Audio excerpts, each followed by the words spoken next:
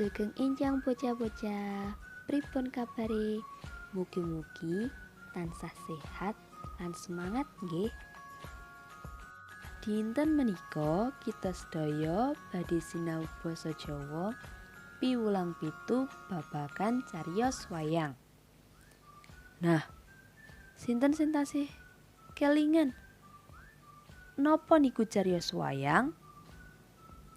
Nggih, cariyos wayang yaiku tulisan kang awujud runtut lan nyeritakake babagan lelakon wayang. Contone cariyos wayang Srikandhi Madeg Senopati. Srikandhi Madeg Senopati yaiku cariyos wayang kang nyeritakake babagan lakon Srikandhi ing perang Bharatayuda. Nah, bocah-bocah kudu ngerti paraga ing cerita Srikandhi Madeg Senopati.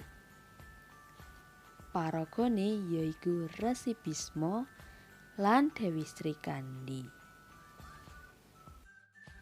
Supaya bocah-bocah mangerteni, ayo padha buka buku basa Jawa kaca 108.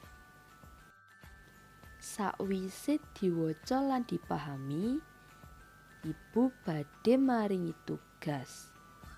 Sepisan bocah-bocah nggawe ringkesan cerita mau kanthi ragam krama. Sing kapindho bocah-bocah nggawe video nyeritakake cerita mau kanthi ragam krama.